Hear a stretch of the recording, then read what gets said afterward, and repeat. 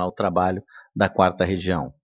Cumprimento meus colegas de turma, o desembargador Clóvis, a desembargadora Telesca, o representante do Ministério Público, o Dr. Queiroz, o nosso secretário, o Dr. Bergman, e os servidores da casa, os advogados, as advogadas, os estagiários, os alunos do SESUCA, né, da professora Cristiane Dutra, né, que estão presentes, nos prestigiando hoje com assistência, e aos que nos assistem à distância. Em relação à ata da última sessão, que ficou à disposição, não havendo nenhuma retificação, ela fica aprovada. E vamos iniciar os processos com a ordem em que há sustentação oral e com aqueles que houve pedido de vista ou que foram adiados das sessões anteriores. Um instantinho, presidente.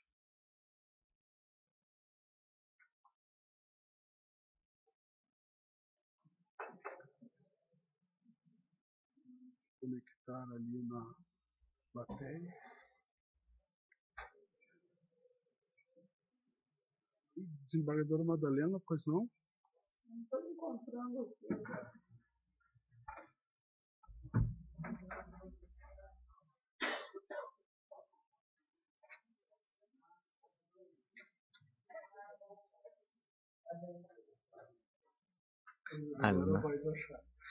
Não. Não está logado. Providencial.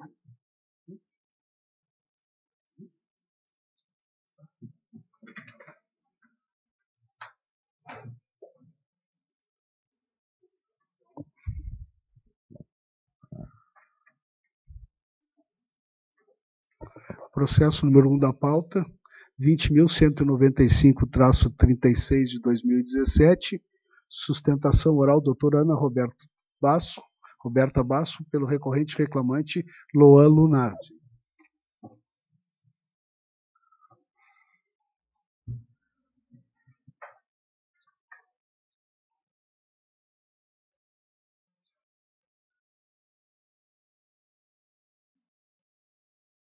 Boa tarde, doutora. Boa Tem tarde, 10 minutos para a sustentação oral. Muito bem, boa tarde a todos. Então, o reclamante Luan vem a esta tribuna, excelências, para requerer o reconhecimento, então, da sucessão empresarial ocorrida com as duas reclamadas, a empresa Titã Esquadrias e a Veneza Esquadrias. Antes de adentrar exatamente no mérito, eu só gostaria de explicar, na verdade, a composição social de cada empresa. Então, a Titã Esquadrias, ela era dos sócios Marciana de Miranda e Rogério Schmitz, e administrada pelo esposo da senhora Marciana, o senhor Delmir. Ela era uma empresa de fabricação de esquadrias de alumínio, portões e demais estruturas metálicas. Em outubro de 2016, com a saída do sócio Rogério Schmitz da sociedade, quando a empresa já apresentava inúmeros problemas financeiros, não entregando material aos seus consumidores, devendo para credores, atrasando o FGTS, postulou-se, na verdade, uma possível entrada de um novo sócio, que nesse ponto chega-se ao fato da empresa Veneza constar no polo passivo da ação. Neste meio tempo, todos os funcionários foram demitidos, inclusive o recorrente Luan, em 23 de dezembro de 2016. Cogitou-se na época que o senhor Paulinho de Castro, esse é o nome que consta no processo, seria o novo sócio da empresa Titã. Todavia, o risco, na verdade, de entrar numa sociedade com tantos problemas financeiros e com tantas dívidas, afastou um pouco a intenção de, na verdade, seguir com a denominação de empresa Titã.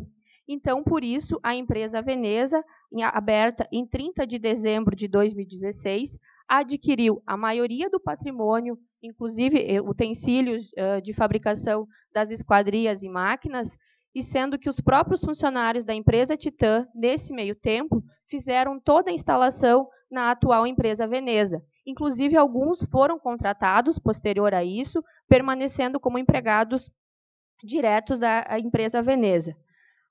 Durante o processo, a Esquadrias Titã, na verdade, foi revel.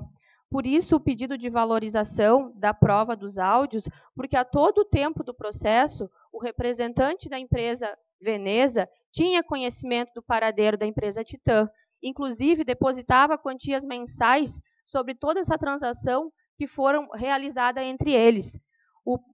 Inclusive, um dos áudios que está transcrito nos autos, entre o senhor Delmir, administrador da empresa Titã, o senhor Paulinho, que seria o marido da sócia Andréia, revela, na verdade, toda a intenção que eles tinham de recontratar todos os funcionários numa nova empresa, justamente para se eximir de todos os passivos trabalhistas e fiscais e cíveis que a empresa Titã possuía.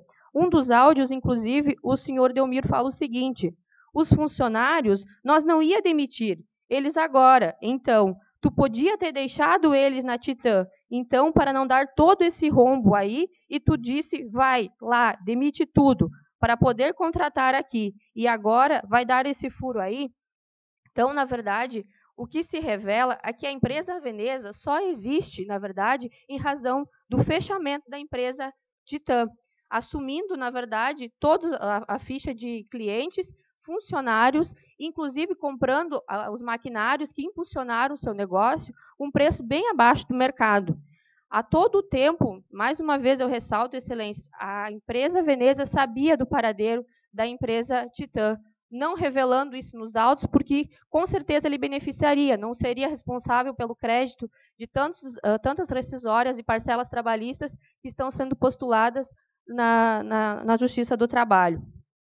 Então, mais uma vez, considerando o princípio da verdade real, requer novamente a valorização do CD anexado aos autos, com a transcrição de todos esses áudios, que infelizmente só chegaram ao poder de todos os reclamantes após a interposição do recurso ordinário, sendo uma prova que não poderia ter sido produzida antes, no momento processual oportuno, mas que revela, na verdade, todos os argumentos debatidos no processo, desde a interposição da petição inicial até do presente recurso ordinário. Muito obrigada. Com a palavra o relator. Senhor presidente, inicialmente a minha saudação aos eméritos julgadores desta turma, Ministério Público, servidores, advogados, estudantes e demais que acompanham a nossa sessão. Aqui se trata de recurso interposto pela parte autora, se insurgindo contra a decisão do juiz titular da Vara de Farroupilha, que não reconheceu a pretensão à sucessão empresarial com responsabilidade solidária ou subsidiária da segunda demandada.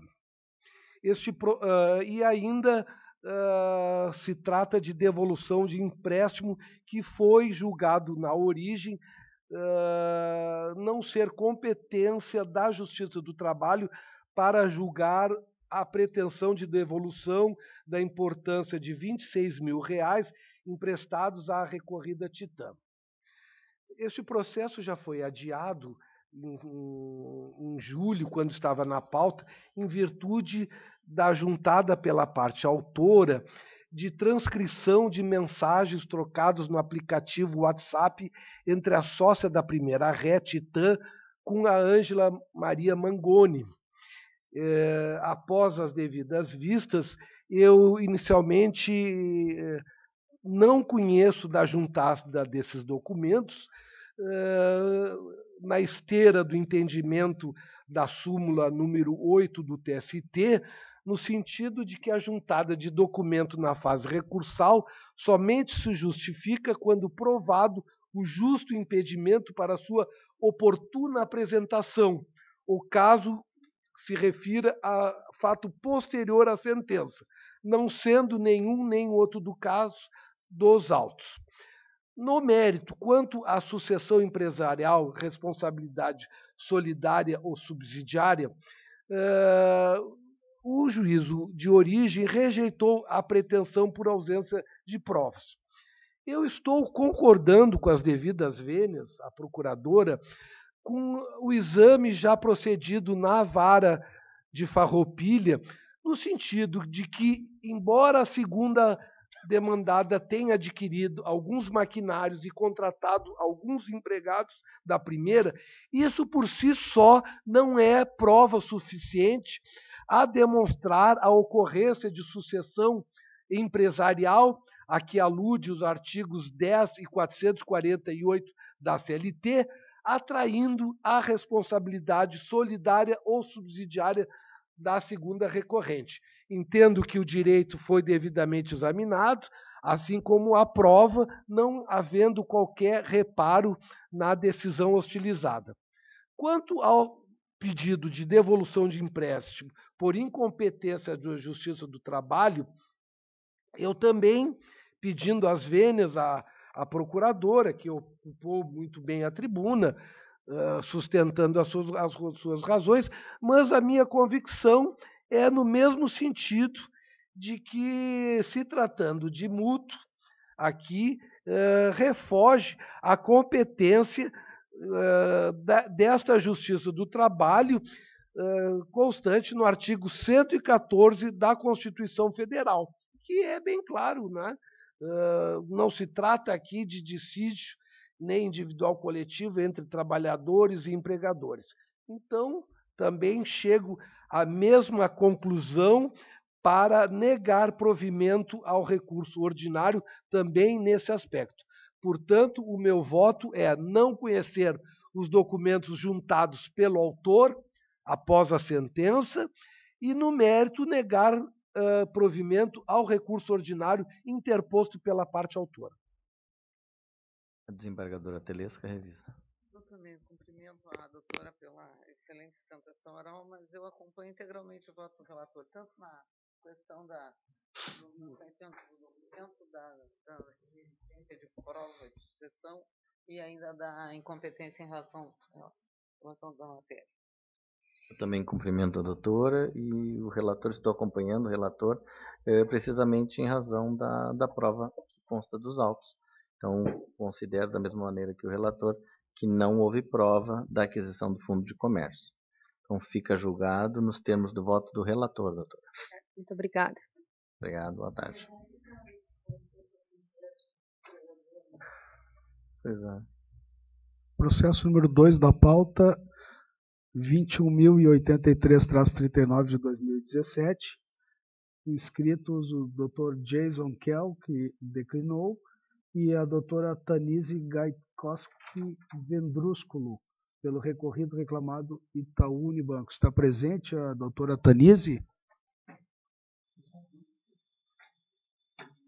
Presidente, esse pela ordem é que eu eu vou manifestar escrito e resumidamente, então, vou colocar que eu opino pela próxima ação. Só pedir o secretário transcrever ali. Posso mandar Tudo bom. É sim, pois é. A minha manifestação? Pois não. Neste? Em princípio, é pelo reconhecimento da legitimidade do sindicato e pela procedência da ação, observando o pagamento dos intervalos de 15 minutos, né, quando houve prorrogação da jornada extraordinária, observando a prescrição arguída na contestação. Isso é a manifestação. Então, fica consignado o parecer do Ministério Público na sessão de julgamento. E não. Mandou. Está no. Tá, ótimo. Eu vou lançar então.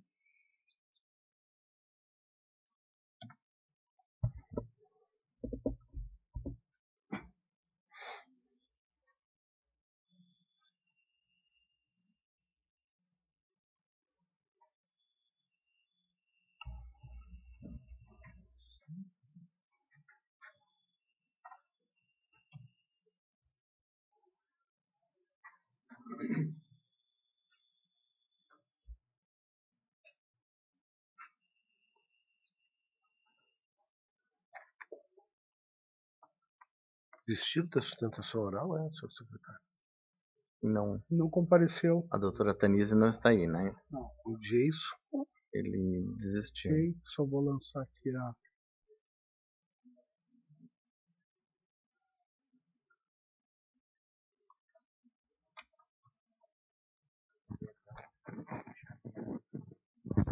Ah, tá. E não foi.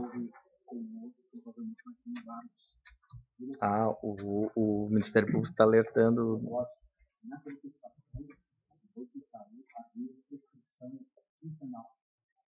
Eu acho que deve ser observada para evitar Eu peço ao secretário só colocar observada a prescrição quinquenal arguída. Botamos no deciso. Unidade de votos da promotora curso. Não tá bem, agradeço até a... Então, tanta coisa que... Restando absolvido onde ali honorários tá antes ali, inclusive multa de 40%. Não sei se o relator também quer fazer constar também da fundamentação lá embaixo. Não, não é preciso, não. Não sei. Acho que se constou no deciso, para mim...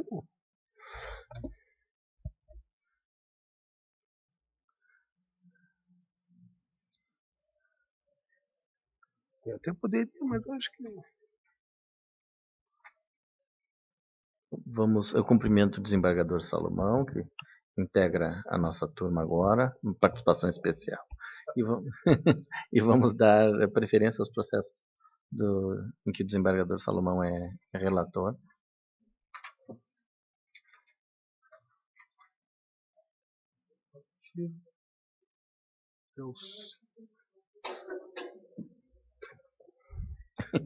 Pode liberar o 2 já para assinatura, secretário.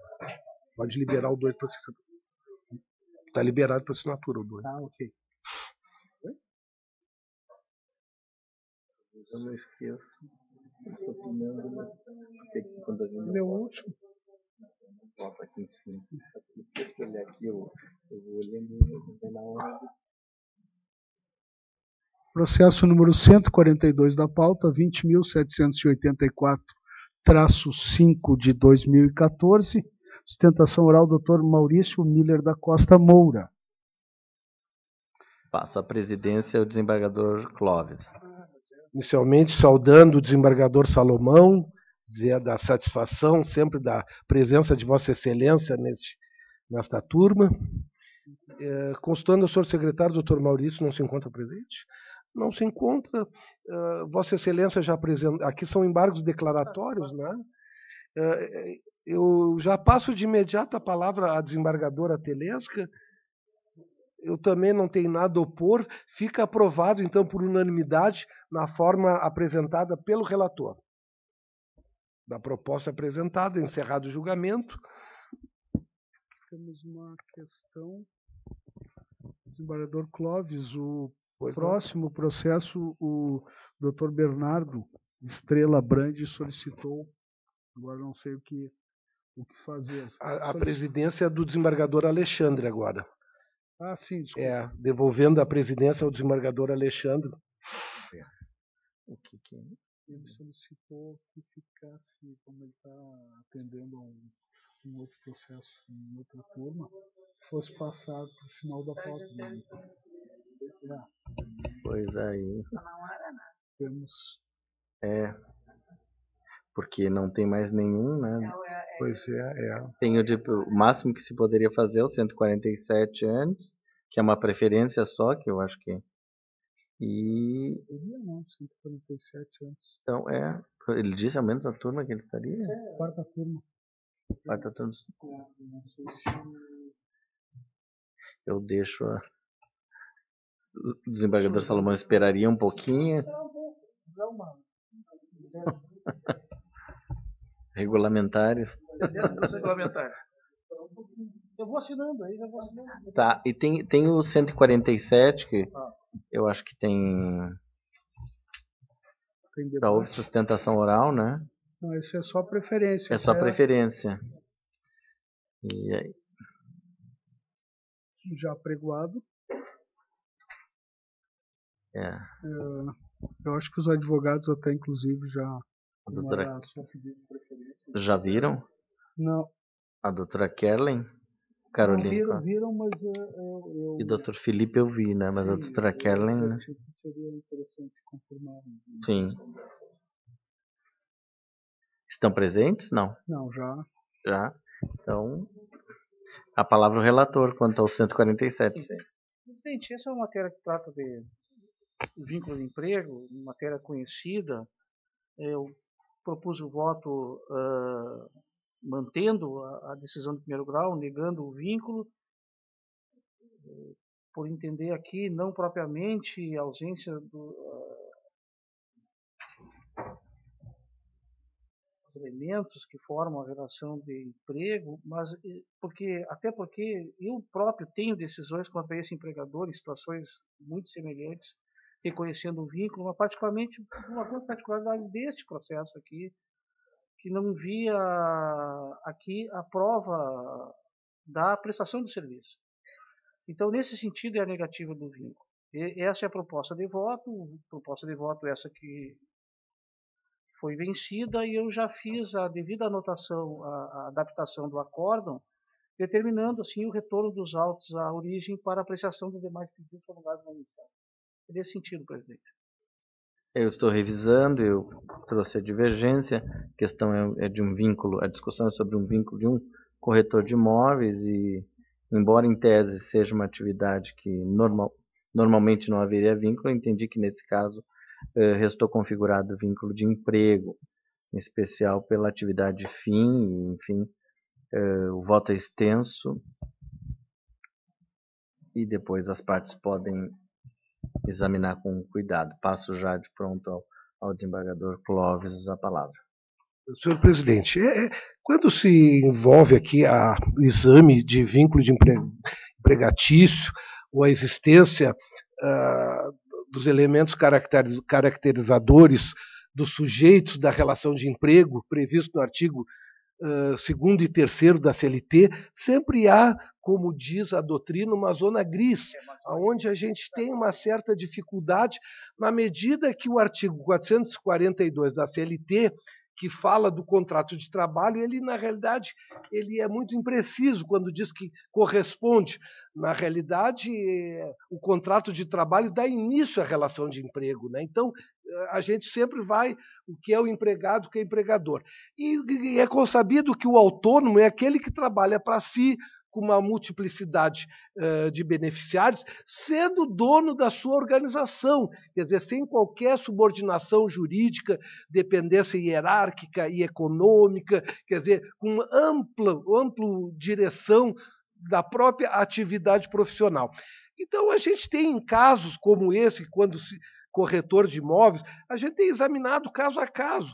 Há, evidentemente, casos que o corretor é totalmente autônomo, quer dizer, ele não está vinculado a nada e ninguém, quer dizer, ele é apenas ele e os clientes. Mas neste caso, quando se trata da maior empresa, né, de comercialização de imóveis, a prova, a meu juízo, demonstra que essa autonomia ela está bastante diluída dentro do poder organizacional da própria empresa que administra esse trabalho dos corretores, fazendo, a meu juízo, incidir aqui todas as características conceituadoras da condição do empregado previsto no artigo 3º da CLT. Por isso, pedindo máxima vênia ao nobre relator, eu também vislumbro aqui vínculo de emprego e acompanho a divergência no sentido de retornar os autos à origem para que seja examinado as demais questões do vínculo pretendido. Então, fica julgado como consta da tela. Presidente, ainda temos dois processos em que num deles há destaque, no outro destaque divergência de relatoria do desembargador Salomão. É 151. 151. Posso apregoar? Pode apregoar.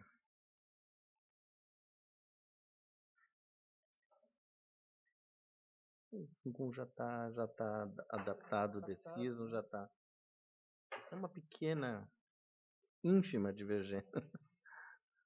155. 155. 155 estamos de acordo, eu acho que esse aí. É que havia aquela discussão, mas como aqui a decisão está sendo, ela não é prejudicial no sentido de quem pediu a suspensão, né, dos processos. ao ministro, né? Então não há prejuízo nenhum, porque não se está reconhecendo o vínculo com o motorista autônomo, não é isso? Não há. Qual é o Então processo, não é Roberto? o 155, 155, tá. porque aí, né, todos os processos deveriam ser suspensos Sim, sim. pela decisão do ministro Barroso. Contudo, nesse caso, a decisão é favorável a quem pede a suspensão. Então não... Sim, está se negando o provimento ao recurso ordinário do reclamante. É. Pois é, eu também não vejo por que É. suspender nesse caso concreto. Né?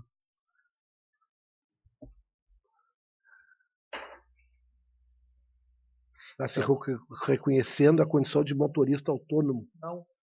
Assim. Sim, não Pois se é, reconhece. não está se reconhecendo aqui vínculo empregatício, né? Exato. Pois é, eu também acho que aqui no caso... Não haveria prejuízo, óbice, até né? seria mais célere.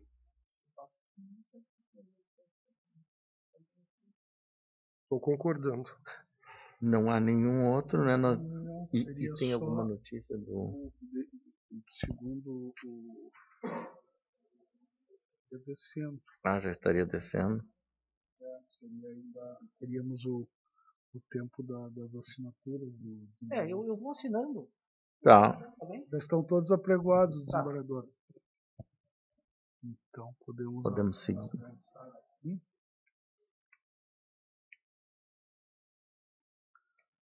Ok. 4 e 8, os seguintes já houve desistência antecipada.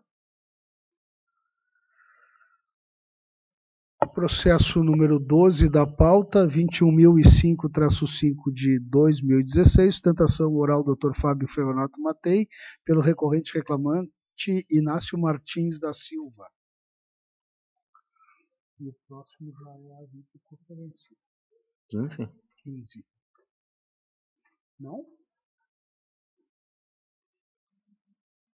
Boa tarde, doutor Fábio. Boa tarde, senhor presidente. Vai sustentar? Não, senhor presidente, eu vou declinar, porque em relação ao período aqui.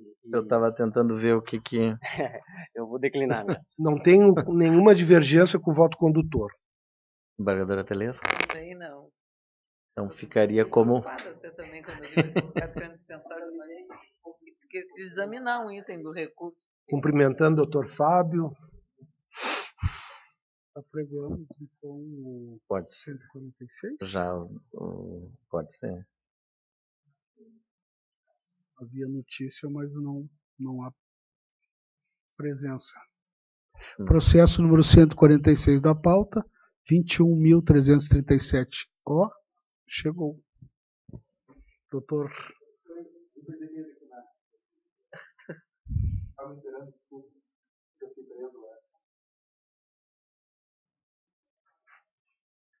Então fica, eu acho que não há divergência, né? Então sim, fica julgado como... Tem divergência, 146.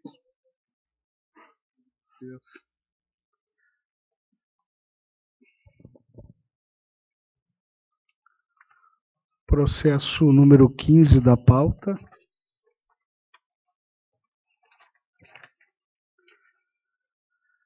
21.292-64 de 2016. Sustentação oral por videoconferência, doutora Tatiana Brás. E também escrito doutor Bernardo Alano Cunha, pela C. de Souza Santos Júnior e Companhia Limitada. Primeiro pela Bonzares também. Como? Pela Bonzares também. Bonzares também. Primeiro a doutora Tatiana? Doutora Tatiana, ambos são recorrentes, né, doutor? Sim, todos são recorrentes. Vamos dar preferência. A conexão foi perdida. Presidente, momento. Como é que... A minha tá... Eu tenho que clicar aqui e participar da reunião? Sim.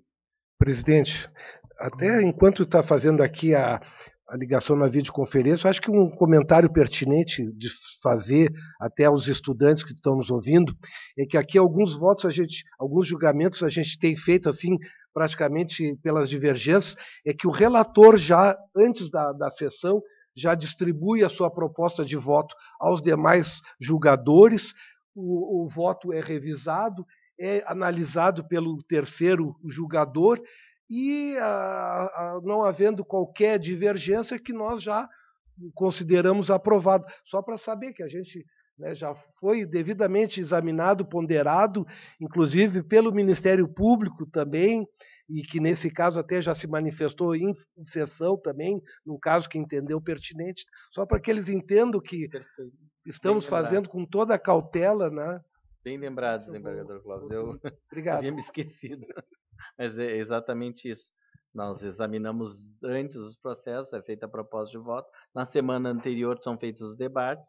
Se estiver tudo ok e não tiver sustentação oral, se faz o julgamento formal na sessão. Mas havendo sustentação oral ou divergências, nós julgamos neste momento. Problema técnico, presidente. Só... Tentando restabelecer meu contato com...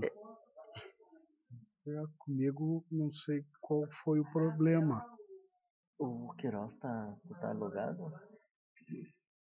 Quer participar da videoconferência? Não tem interesse público, mas... Vai. Eu enviei o... presencial. Chamar o informático, então. Enviei o link para... Dr. Clóvis está... Como é facultativo, né? Não é compatível com o seu navegador. Puxa, isso é de uma... é de elucidação.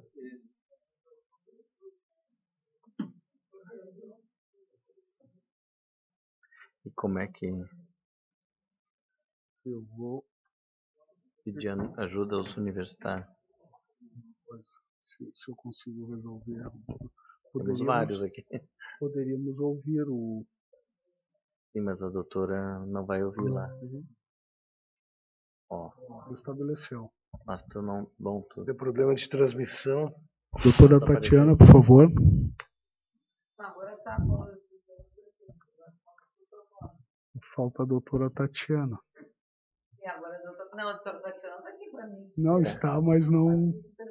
Oh, é engraçado mesmo, tá? É de perfil. Doutora Tatiana, por favor. Alô? Ah, o... Eu estou aqui com o microfone desligado. É. Cadê o... Não, agora não. Ó, eu não estou com... Chama o Roberto, por favor.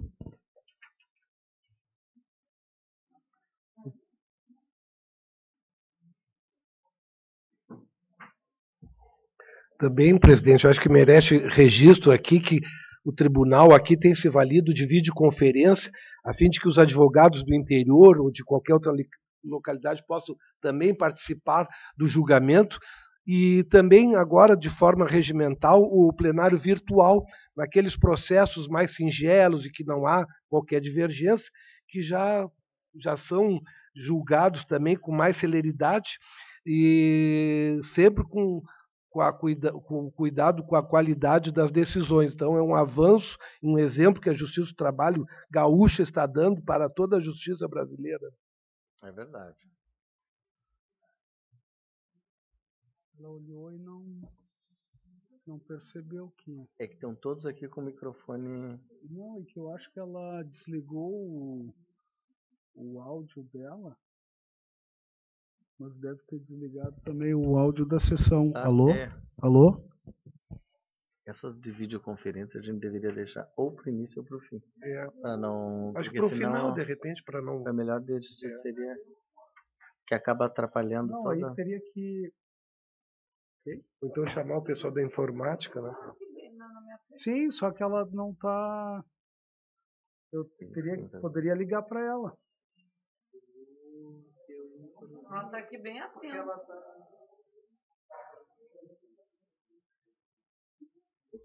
Não, Agora congelou. Não. Quem sabe a gente... Quem sabe... consegue, nesse meio tempo eu entro em contato por telefone. Só que daí doutor, vamos ter que, por um probleminha técnico, vamos ter que passar para a próxima. Agora ela virou para cá. Doutora Tatiana está escutando? Alô?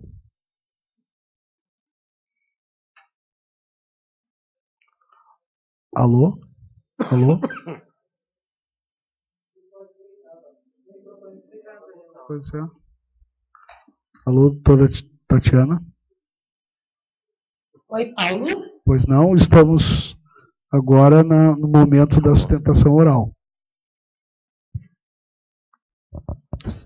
Podemos começar? Acho que ela não está. Nos ouve, doutora Tatiana? Alô? Ah, eu estou clicando aqui em ativar som e aparece microfone desligado. Não sei qual é o problema. É. Como não sabemos Libras, Libras. Roberto, está ouvindo? Daniel. É, isso que eu ia dizer, não pode jogar.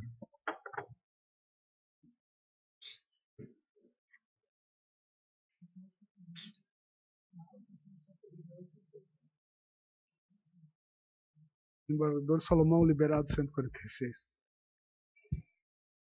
Então vamos. Mas ela não. Bom, ela não. Não, vamos. Passar para o próximo? Eu comunico ela aqui pelo. Doutor, vão ter. Não conseguimos superar por enquanto o problema técnico.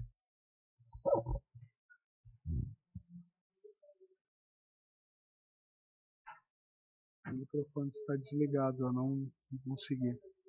Presidente, agradeço a preferência, peço licença para me ausentar. Nós é que agradecemos, desembargador Salomão, pela participação. Obrigado. Oi? Não, é só...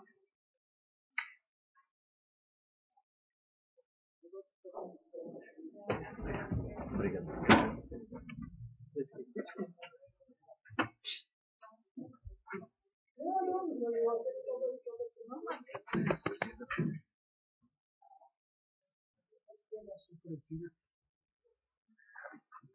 Então, vamos...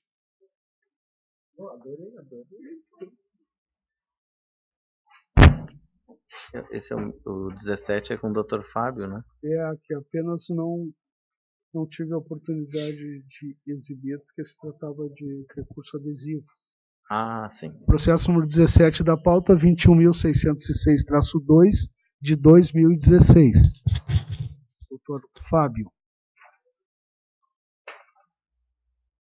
Eu vou comunicar a doutora Tatiana.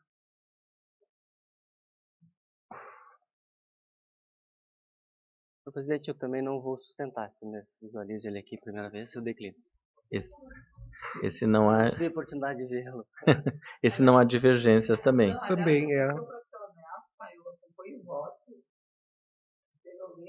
Mas fiquei pensando, quero ver receber. Quero ver receber. Tem esse detalhe, né?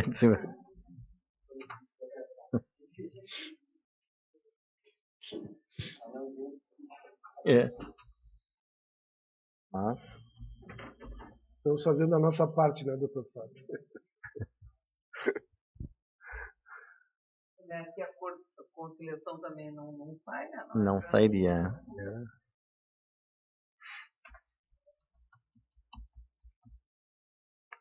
Ok, o 15 então fica. 25:35 já houve desistência.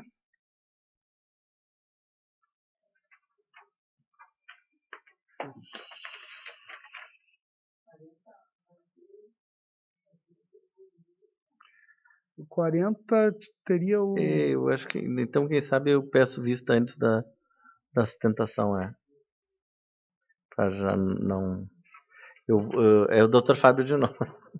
Doutor, eu vou pedir vista desse... O processo é físico, enfim. Claro, senhor presidente. Fica... Já para o final? 39 eu não atualizei, desculpe, eu não atualizei. Ah, o 39 acho que é vista também, né? É mesmo, também não estava atualizado. Impedimento do desembargador Alexandre. Ah, o 39 eu me dei conta que esse... Esse Então, tem que ser nova composição, nova composição. 40 tem data? 40 tem data, é 23 de outubro. 23 de outubro. Pode ficar, não acho. Né?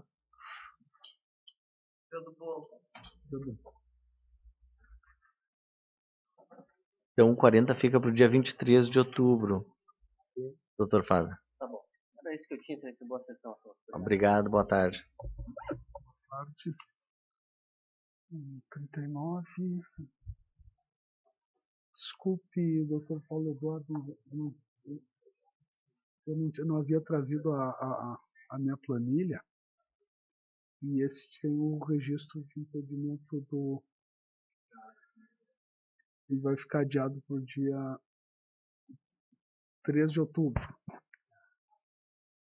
60 de chegar a anotar naquela hora. Sim, agora já aparece aqui. Agora já aparece no Após microfone. a atualização já aparece. Então eu só vou...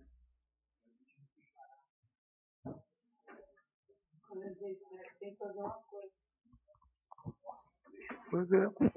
Esse é uma muito incerta. Sim, É porque o não som, deu os momentos que era. na hora de entrar só aparece microfone desligado. Já tinha testado antes, já tinha conversado com ela. Vamos ver?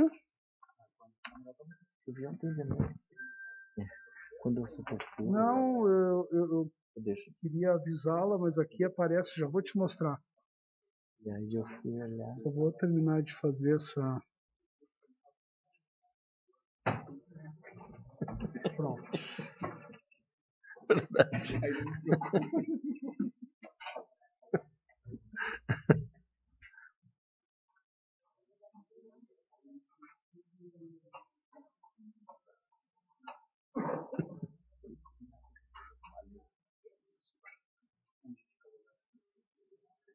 Que já havia funcionado anteriormente. Não tem... Ó, o jogador de som está funcionando. Será que foi porque o meu caiu? Será que teria que fazer o link de novo do som? Porque o Roberto veio antes e copiou e colou o link do som. O som do teu está desligado. Se por acaso foi centralizado aqui, antigamente era centralizado lá na máquina de áudio. Tá, mas ele capta aqui, né? Ele capta aqui, ele acabou de confirmar que continua lá ainda. Continua lá, mas é que estava funcionando e caiu a minha conexão e eu entrei de novo. Aí teria que fazer o link do som aqui nesta máquina, que foi o que o Roberto fez anteriormente. Então, na sua máquina está ativada. Dessa forma, realmente ele não vai captar som. Tá, mas é que antes eu me comuniquei com ela. Quem sabe então a gente deixa esse por último da pauta para não atrasar todos que vieram. Mas tem como resolver agora? Porque pelo que eu estou percebendo não teria como resolver agora. Fala com o Roberto. O Roberto ele veio e copiou os links. Só que eu acho que quando pendurou a minha aula que não modificou. Alô, doutor, está ouvindo? Pode ativar seu microfone, por favor? Oi, Paulo, sim, agora sim. E todos estão... Ela está nos ouvindo? Tem que ver aqui. Já ouvi mais pessoas também agora. Está ouvindo, doutora Tatiana? Estou ouvindo. Nós estávamos com um probleminha técnico aqui. Creio que está sendo resolvido. Vamos dar preferência à doutora, que está à distância, para...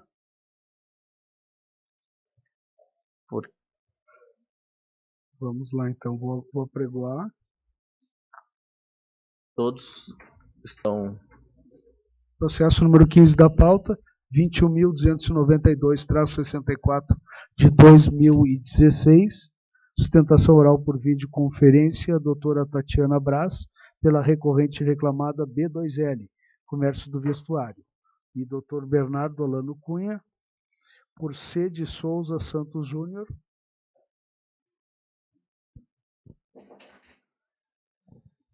Com a palavra, excelência. Tem a palavra, doutora, por 10 minutos. Ok, obrigada. Boa tarde a todos. Cumprimento os desembargadores, então, ao Paulo que fez aí nosso contato. Excelências, nós temos uma situação breve para ser esclarecida aqui pela B2L. Nós já vimos pela parte dispositiva que houve uma correção com relação ao julgamento, onde foi afastada a responsabilidade solidária que havia sido considerada pelo juízo de primeiro grau, né? Que no nosso ver foi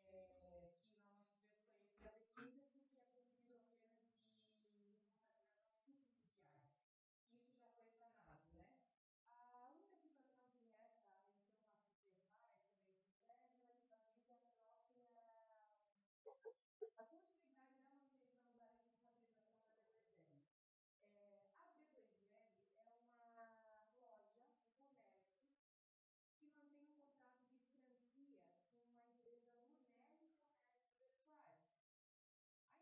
que resta, então, a sustentar, excelências, é relativamente à continuidade da manutenção da responsabilização da B2L.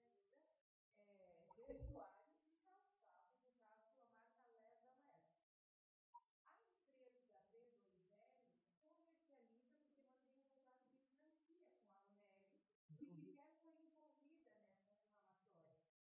B2L é uma loja, um comércio,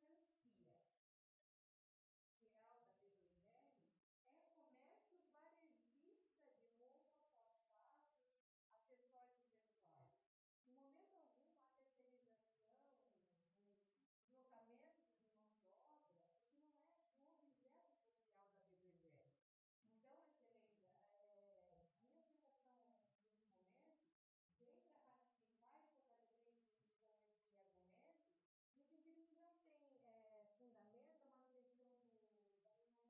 vestuário e calçado, no caso, a marca Lesa Lesa. A empresa B2L comercializa porque mantém um contrato de franquia com a Lunelli e sequer foi envolvida nessa reclamatória. Então, o que há nos autos é que a B2L mantém um contrato de franquia. Real da B2L é comércio varejista de roupa, calçados, acessórios e vestuário. Em momento algum, há terceirização, deslocamento de mão de obra, porque não é o objeto social da B2L. Então, excelência, a minha citação nesse momento vem para ratificar e fortalecer, então, esse argumento, no sentido que não tem fundamento a manutenção da responsabilização da loja, do comércio, que não tem um contrato de franquia com uma empresa que aí sim tem contrato e negócio com a Biondini, com a empregadora da reclamante.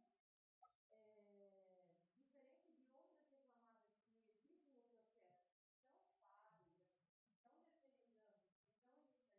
onde o franqueado, ele não decide onde o franqueador vai produzir ou vai comprar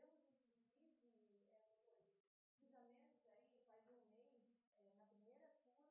diferente de outras reclamadas que existem no processo, são fábricas, estão terceirizando, estão industrializando, não é o nosso caso. Então, nós tivemos, inclusive, julgamentos aí faz um mês, na primeira turma, e ontem mesmo eu tive outro processo na quinta turma, na terceira, nós estamos hoje na terceira, na quinta turma, onde nós afastamos completamente a responsabilização da B2L pelo reconhecimento da loja que ela é, né, que como mantém um contrato de franquia com a Lunelli, então, nesse sentido, foi reconhecido e afastado totalmente a responsabilização dessa empresa dos autos. Inclusive, excluindo também a subsidiária. Então, excelências, brevemente, esse é o meu pedido, né, e a minha fundamentação, afastando completamente a incidência da súmula 331 do TST, porque não havia exclusividade, tanto que nós olharmos o polo passivo da demanda, né, já nos traduz e revela essa situação. A Biondini, que é a empregadora da reclamante, possui marca própria, comercializada, inclusive por e-commerce, essa marca própria. Nenhum preconce, né, a reclamante desconhece o que é B2L. Então, e aí ratificando o meu fundamento com base nesses julgados que nós tivemos aí recentes dos próprios colegas dos senhores, né? Então, excelência, tendo aí um provimento maior dos julgados, né? Não somente para limitar a subsidiariedade, mas também para afastar completamente a responsabilização da B2L nessa hipótese, excelência. E é esse o meu pedido, e desde, mais uma vez, né, agradeço a oportunidade de estar com vocês também para esse convite de conferência. Obrigado, doutora. Com a palavra, o doutor Bernardo. Isso. Por Boa tarde, 10 excelências. minutos. Eu já vou deixar de me manifestar acerca da C de Souza, porque o recurso foi provido, né, para afastar a responsabilidade dos créditos reconhecidos à autora. Então, vou me manifestar somente acerca da Bons Ares. Eu ia tratar um pouco também da questão da fábrica Biondini, mas a colega já tratou perfeitamente do assunto, né, que é uma fábrica enorme, era uma fábrica grande, com cerca de 100 funcionários, que inclusive tinha marca própria em e-commerce. O nosso recurso, no mérito, é mais com relação à questão do objeto social da recorrente. Tá? A decisão de primeiro grau, para justificar a condenação, colocou que a empresa Bons Ares se dedica à venda e fabricação de calçados. Bom, e também com face no depoimento das testemunhas. A gente até acredita ingressou com embargo de declaração para que o juízo a se manifestasse sobre isso, porque o objeto social da recorrente não tem nem venda e nem fabricação de produtos. Na verdade, a Bons Ares é uma empresa que licencia a marca. Ela não pode fabricar, ela sequer recolhe ICMS para poder fazer uma operação desse tipo. Então, basicamente, da mesma forma que a colega, o nosso fundamento não existe terceirização, não existe sequer terceirização de meio ou de fim da atividade da empresa, porque a atividade da empresa é somente o licenciamento de marcas. Dessa forma, a gente pede que seja afastada totalmente a responsabilidade da empresa Bons Ares, com base e reiterando os termos da nossa defesa. Agradeço. Obrigado, doutor. Então, agradeço aos advogados pelas sustentações orais e vou me fixar tão somente na questão da responsabilidade subsidiária, né, da terceira e da sexta reclamada. Em relação à terceira reclamada, B2L, Comércio do Vestuário Limitado, verifico que ela foi revel, já que não compareceu na audiência inicial. Mesmo assim, ela junta, posteriormente, o contrato social, em que consta como objeto social, conforme a cláusula terceira, o comércio varejista de roupas, acessórios e artigos do vestuário em geral. De outro lado, a reclamante afirmou, em depoimento pessoal, que produzia calçados, entre outros, para les-a-les, que é o nome fantasia utilizado pela reclamada, como dispõe a cláusula segunda do contrato social. No que diz respeito à sexta reclamada, Bons Ares, a relação desta com a primeira é diversa das anteriores. Com efeito, nesta relação, quem realizava a comercialização de produtos era a primeira demandada, conforme a cláusula 5ª do contrato, que eu transcrevo aqui. Em que pese o contrato esteja intitulado como acordo comercial de empreitada, verifico que se trata de um contrato de franquia, sendo que a sexta reclamada percebe royalties sobre o valor das vendas dos produtos Santa Lola. Nesse sentido, ainda que não realizasse a venda do produto, entendo que a sexta reclamada se beneficiou diretamente da força de trabalho da reclamante, visto que seus lucros provinham da venda de produtos fabricados por esta. E, nesse sentido, trago algumas decisões desse tribunal em relação à franquia do desembargador Cassu e do desembargador Vargas. Então, nesse sentido, eu apenas faço adequação em relação ao que foi pedido na inicial e mantenho a responsabilidade subsidiária das duas empresas, essas que fizeram a sustentação oral. Quem me revisa é o desembargador Clóvis. Pedir vista? Eu vou pedir vista. De vista. Eu só fiquei com alguma pequena dúvida em relação à terceira. Mas... Pode ser que eu nada acrescente. Sim, sim. Ótimo. Então, fica pedido de vista registrado para a desembargadora Telesca. E é 23 de outubro? 23 de outubro.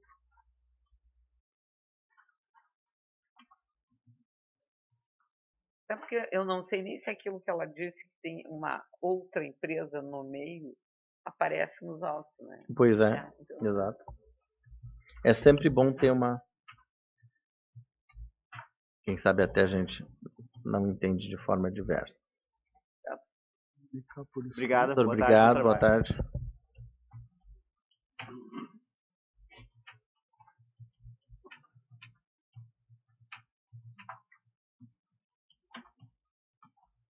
A doutora viu, foi explicado para a doutora que tem vista da desembargadora Telesco. Então, boa tarde, então, doutora.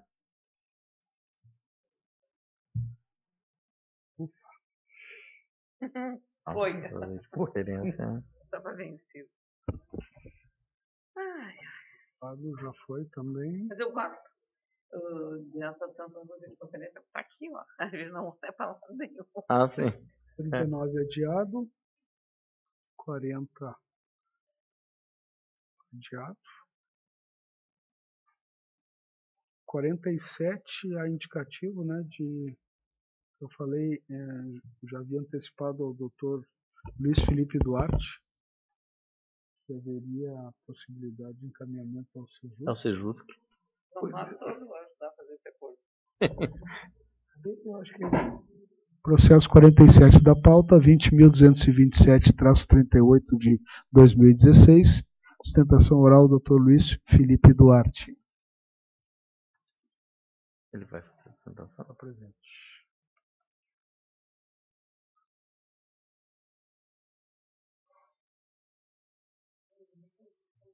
Eu questiono ao relator, tem interesse em ouvir o doutor ou que gostaria de mandar? Fica de...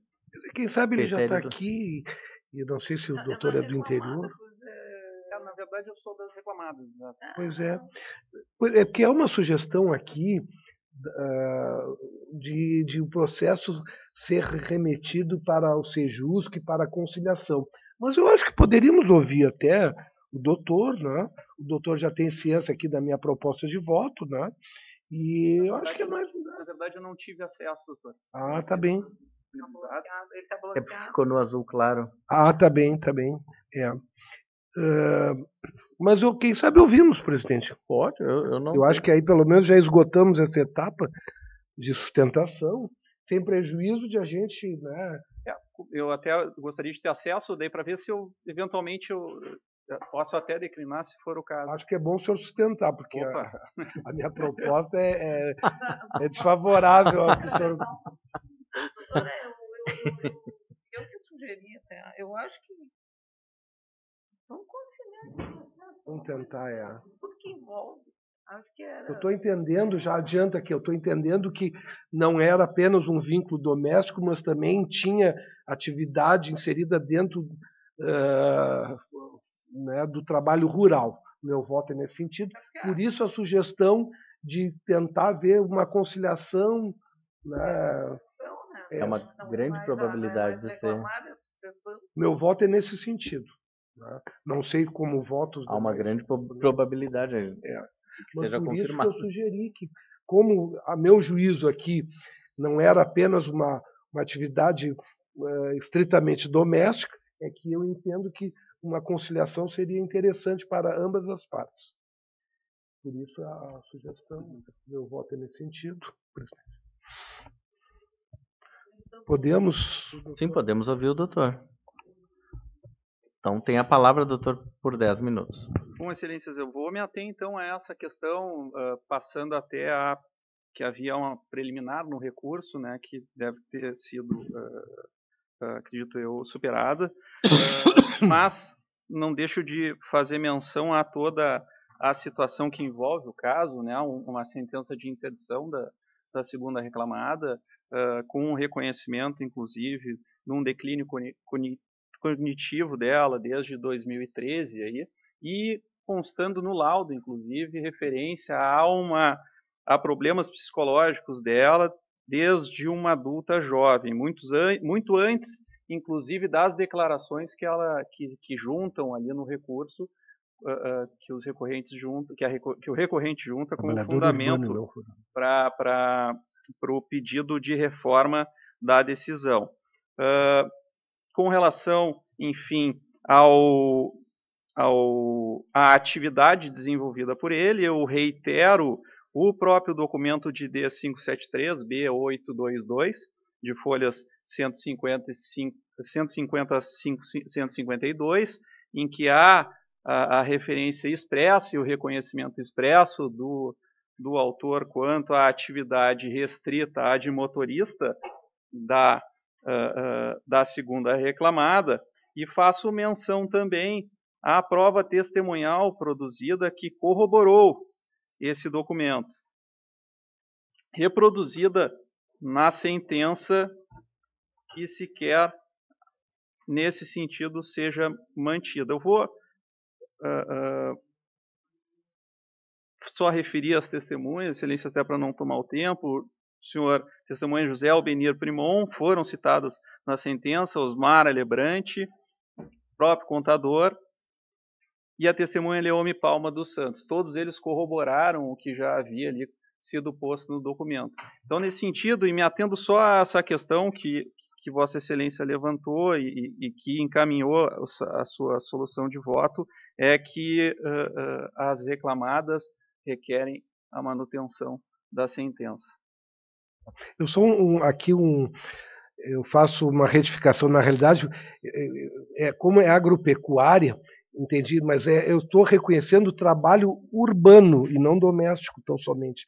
É que eu me confundi aqui, no caso, eu entendo que a atividade exercida não se cingiu apenas ao âmbito doméstico, e por isso entendi caracterizador aqui do trabalho urbano e não rural, não obstante seja uma empresa voltada à atividade, né, de agropecuária. Eu não sei se mandamos ao Sejus, se há alguma oposição. Concorda, doutor? Doutor, eu não tenho óbice. Eu pediria, porque eu tenho uma certa... Não, eu também acho que... Eu preferia, aliás, até porque eu devia conversar. Não faz uma conciliação. Mas eu já adianto aqui até, trabalho doméstico, entendo não caracterizado, restando demonstrado que o empregado também fazia atividades para a empresa jurídica, utilizando-se da mão de obra do empregado, por isso que, né, eu entendo que a juntada de documentos foi na fase probatória, sem nenhuma nulidade. Vamos mandar então vamos tentar fazer uma conciliação, doutor. Está bem? Antes de eu prolatar. Perfeito. Então, Adiado para 2018 com a determinação de remessa 23 de outubro de 2018. Tá? Pois é. Mas até lá, eu tenho até a gente pede que o doutor se esforce na conciliação. Eu tenho até uma pauta dia 26 de setembro. Dia 26 de setembro eu tenho uma pauta de conciliação. Eu posso até tentar incluir. No primeiro grau foi bem difícil a conciliação nesse caso. Primeiro que agora é a sucessão. Não é mais a dona Manuela, já foi. E até na missa. O senhor já sabe que o voto do relator é de entender a atividade além de doméstico. Né? Não, entendo que não há nulidade, estou acolhendo. Então, acho que, de repente, um valor aí razoável que satisfaça ambas as partes. E eu também, como magistrado, aqui ao longo de tantos anos, entendo que a conciliação, todo mundo sai satisfeito, se busca um meio termo, né? E aqui há elementos, aqui já tem uma decisão de primeiro grau, agora tem o meu voto, claro que ainda faltam votar os demais desembargadores, mas... Esse é o típico processo que não deveria ser julgado. Esse aqui daqueles processos que deveria ser conciliado. Que é melhor a conciliação. Eu entendo também que a conciliação aqui seria mais apropriado para ambas as partes. Se buscar, eu acho que tenho certeza que eu farei todo o esforço também na conciliação e, se possível, até dia 26 de setembro, se eu puder, eu já vou incluir. Eu tenho uma pauta de conciliação. Perfeito. Serão intimadas as partes, tá bem, doutor? Perfeito. Agradeço a atenção. Tá bom. Obrigado, doutor. Boa tarde. Boa tarde. Processo número 50 da pauta, 20.504-17/2016. Sustentação oral. Doutoras Raquel Ingrid Calixto Pinheiro Dávila, pelo recorrente reclamante Vorni Machado, e Alexandra Vieira Lazarim, pela recorrida reclamada Santa Rita Comércio e Indústria. Acredito que a doutora Raquel Não compareceu. Não compareceu. Em função da ausência da colega, então, e pela proposta de voto, eu declino, excelência. Declina, doutora? Posso tirar uma foto? Por Pode. Agora estou liberando. Acho que tem uma divergência, né, senhor presidente? Não tem divergência. Ok, muito obrigada. Então é isso. Boa tarde.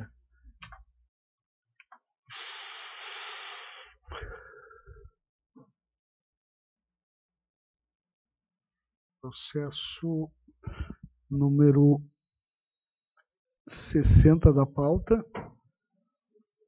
21.000. Tem que atualizar, desembargadora Madalena. Nasceu agora. Não, o pedido do Ministério Público do Trabalho. 21.212-26 de 2016, inscrito o Dr. Paulo Eduardo Pinto de Queiroz, pelo Ministério Público do Trabalho. Com a palavra o Ministério Público. O processo, minhas razões vão ser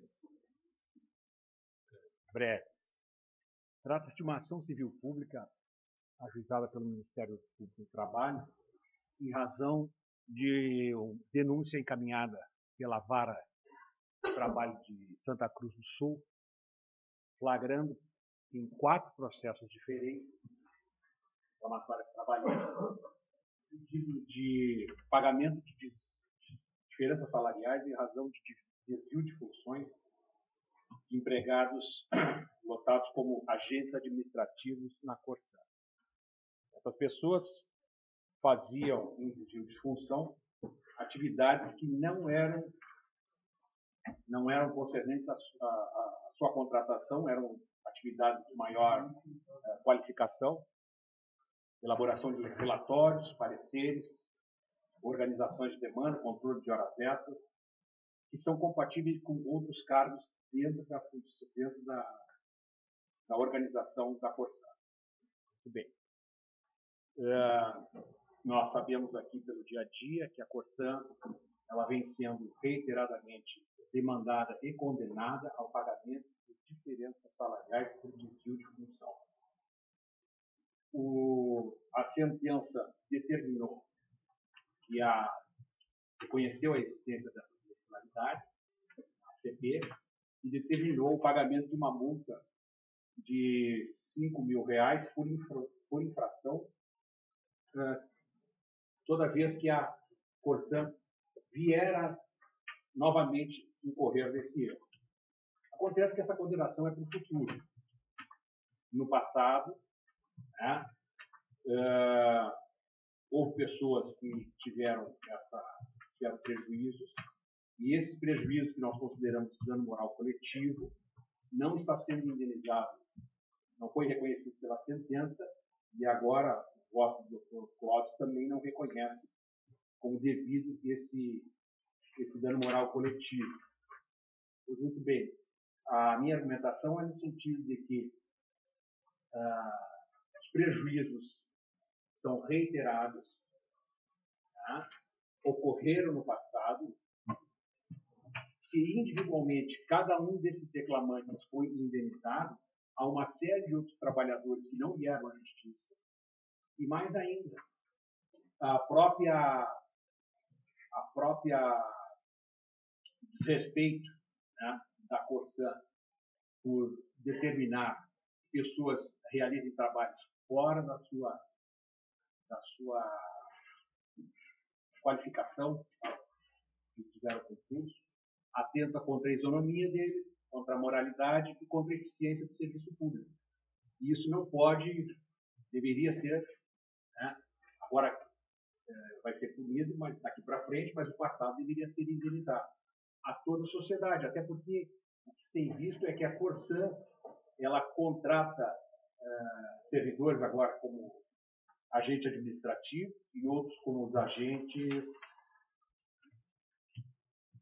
de serviços operacionais, e essas pessoas passam a fazer funções de graduações além daquelas que elas foram selecionadas a fazer, deixando de contratar e fazer concursos públicos para aquilo que efetivamente é necessário. Cito, além das 4 reclamatórias que constam da petição inicial, que são reconhecidas pela própria sentença como existentes. Recentemente, o julgamento da 7ª turma desse Tribunal Regional de Trabalho, numa ACP, onde foi determinado o cumprimento da obrigação de fazer a Corsã para deixar de alocar agentes de serviços operacionais em atividades de agente administrativo. Então, é o de baixo, escalão inferior, fazendo atividades no escalão superior. Ali foi determinada a multa por R$50 mil por obrigação de cumprir. Na inicial, nós postulamos, a título de indenização por danos morais coletivos, pagamento de R$300 mil. É uma sugestão, e pelo menos, então, aquelas 4 oportunidades em que foi flagrado o desvio de função, eu propugno que sejam elas indenizadas com o valor que está sendo fixado em sentença, que é de R$20 mil para cada situação já no passado ocorrido. A Corsã, talvez com isso, né, tome uma outra atitude em relação aos casos futuros, altere a sua conduta. A proposição do Ministério Público do Trabalho. Agradeço ao Dr. Queiroz. Passo a palavra ao relator. Senhor presidente, aqui se trata de recurso ordinário do Ministério Público do Trabalho, como muito bem sustentado quanto ao dano moral coletivo, e há também recurso da Corsã, sustentando a ausência de objeto e também quanto ao desvio de função. Eu, com a devida vênia, entendi que a questão foi bem posta, examinada pela juíza Juliana Oliveira, da primeira vara do trabalho de Santa Cruz do Sul, e aqui a sentença não verificou a reprovabilidade da conduta da parte, tem o condão de violar valores socialmente relevantes, tendo em vista a pequena dimensão dos atos impugnados, que a princípio são restritos a 4 hipóteses na unidade de Santa Cruz. Eu fiz a mesma leitura de que a obrigação de indenizar ela está condicionada aqui, quando se trata de dano coletivo, à existência de um prejuízo suficiente a ensejar o reconhecimento de abalo moral. O fato alegado como gerador do dano moral coletivo deve ser devidamente provado, estabelecido também nexo causal, ainda que as consequências possam ser presumidas. Entendo que, no caso presente, não ficaram devidamente demonstrados substanciais prejuízos a conduzir à condenação ao dano moral coletivo. Também quanto às questões levantadas pelo recurso ordinário da Corsã, entendo que a decisão é judiciosa, razoável, e me valendo dos fundamentos constantes na decisão do primeiro grau, é que eu voto pelo desprovimento igualmente do recurso ordinário da Corsã. Em síntese, é esse o meu voto, senhor presidente. Desembargadora Telesco. Inicialmente, cumprimento o procurador pela sustentação oral, mas eu acompanho integralmente o voto do desembargador Clóvis, pelos fundamentos já muito bem por ele expostos, e acrescento apenas uma coisa. Nos meus votos, com muita frequência, na maioria das vezes, eu tenho rejeitado esses desvios. Então, isso reforça o meu voto acompanhando, entendendo que não existe esse abalo, esse dano moral coletivo. Pode pontualmente existir situações, até porque a Corsã não aconteceu, mas em algum momento se falava até em privatizar. Então, às vezes, eu não sei até que ponto não há uma espécie de esvaziamento da companhia, que esse é um problema também que muito sério, né? Que atinge todos nós, né? Eu peço vênia ao relator. Na verdade, acompanho em relação à conclusão do recurso da reclamada, né? Estou acompanhando o relator, mas peço vênia tão somente no que diz respeito ao recurso do Ministério Público. Estou acolhendo, mas num valor bem módico, em razão de se tratar de uma empresa pública. Então, que a minha proposta é de R$25.000. Então, eu fico vencido, o meu entendimento não prevalece em relação ao recurso do Ministério Público e fica, então, julgado em relação também ao recurso da ré, que foi negado o provimento ao recurso da ré e ao do autor.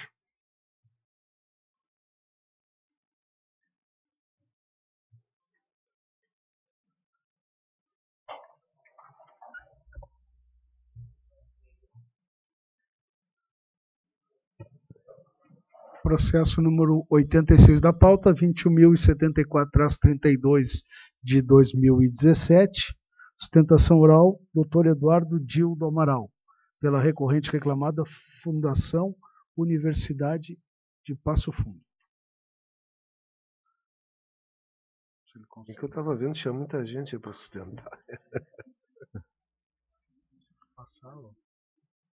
Onde é que é essa porcentagem? Hein? Sezuca é de, eu acho que de Cachoeirinha. Presidente, eu quero aqui só suprir uma omissão ainda aqui extemporânea, mas cumprimentar o Dr. Queiroz, um dos mais brilhantes representantes do Ministério Público do Trabalho, que sempre faz, né, votos aqui muito oportunos, pertinentes e com muita celeridade. Então, pedindo máximas vênias ao que foi preconizado, né, mas sempre é uma honra a participação de Vossa Excelência aqui nessa igreja. É verdade. Canso de citar o Dr. Queiroz nos parecer. Eu nem vou dizer quanto tempo eu conheço o Dr. Queiroz. Melhor não, né? Não, né? Doutor Eduardo. Boa tarde, senhores desembargadores, senhora desembargadora, demais colegas. A reclamada pede vênia para vir à tribuna para defender esse processo que trata de férias de 60 dias de professores. Professores antigos da reclamada, que ingressaram via concurso até 1997, por estatuto, têm previsto 60 dias de férias anuais. Diversos processos já vieram a este tribunal para discutir essa matéria, já até inclusive TST. Só que esse processo, excelências, ele é diferente, ele é o primeiro que vem discutindo uma matéria específica, também relacionada a essas férias. Isso porque, a partir de 2011, a reclamada passou a conceder, além das 30 dias de férias anuais, que é incontroverso a todos os professores, mais de 30 dias de uma licença remunerada sem qualquer trabalho. Ou seja, a partir de 2011, todos os professores vinculados a esses estatutos estão recebendo 30 dias de férias com 1/3, incontroversos, legais da Constituição Federal e CLT, mais 30 dias de licença remunerada. Pois bem, no presente processo, e os cartões ponto provam isso, e mais os comunicados de aviso de licença remunerada, a reclamante teve gozado, no período de 2012 e 2013, 42 dias de licença remunerada, além das 30 dias de férias. 2013 e 2014, 36 dias. 2014 e 2015, 37 dias, além daqueles 30 dias de férias. 2015 e 2016, mais 39 dias de licença remunerada. O período de 2016 e 2017, que foi até o ingresso da ação, 30 dias de férias com 1/3, mais 40 dias de férias de licença remunerada. Pois bem, o juízo de origem, o julgado presente processo, condenou a reclamada a pagamento apenas de 1/3 de forma dobrada, pois reconheceu os 30 dias de férias normais, incontroversos, com 1/3, e esses dias de licença remunerada como férias, tal qual ocorreu na realidade fática. A reclamada busca, com base no artigo 133, inciso 2, que esses dias também sejam considerados como férias, tal qual como foi na sentença. Então, excelências, considerando esses pontos, os cartões ponto que demonstram isso, é incontroverso que não houve trabalho nesse período, não há qualquer prova de trabalho nesse período de licença remunerada. E considerando que a professora recebeu 30 dias de férias, mais esse período de licença recebendo com remuneração, um recebimento de mais férias, à exceção de 1/3 já da sentença, configura, no entendimento do reclamado, um enriquecimento ilícito. E também, excelências, de forma subsidiária, caso mantida essa proposta de voto, esses dias de licença remunerada, eles deveriam ser abatidos dessa condenação, dessa proposta de voto aqui demonstrada. Portanto, excelências, a reclamada pede que, no mínimo, seja mantida a sentença de primeiro grau, para que seja condenada só a 1/3 de forma dobrada. É esse o entendimento. Obrigado, doutor. Com a palavra o relator. Senhor presidente, aqui se trata de recurso da parte autora, postulando aqui 60 dias de férias, mais o benefício da justiça gratuita. A Universidade de Passo Fundo, por sua vez, ela busca a reforma quanto também às férias de 60 dias, sustentando a inexistência, mais os honorários de assistência judiciária e justiça gratuita.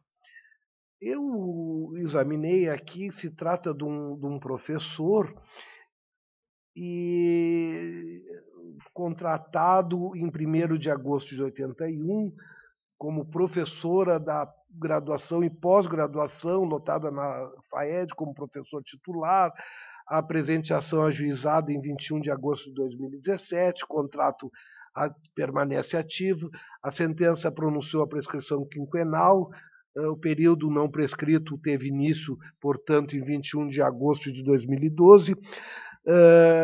Entendo com razão a parte autora que a alteração do estatuto não caracterizar ato único, salientando que a norma vigente na ocasião da admissão estabelecia 60 dias de férias. A meu ver, ocorre afronta ao artigo 468 da CLT, bem como a súmula 51 do TST, de que alterações posteriores que ocorrerem em prejuízo ao direito do autor não têm validade. Tendo a autora gozado apenas de 30 dias, faz jus ao pagamento de 30 dias anuais com acréscimo de 1/3.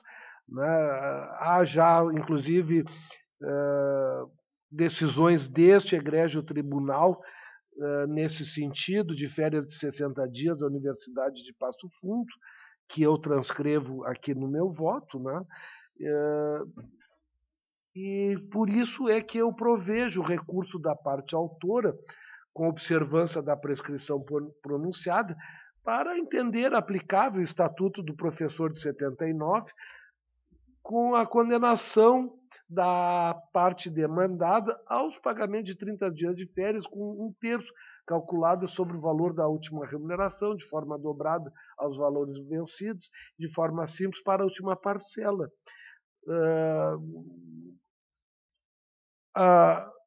Entendo que a ré, por sua vez, refere ao benefício da justiça gratuita. Eu entendo aqui presentes os pressupostos e também provejo recurso concedendo-lhe o benefício da justiça gratuita ao feitio legal.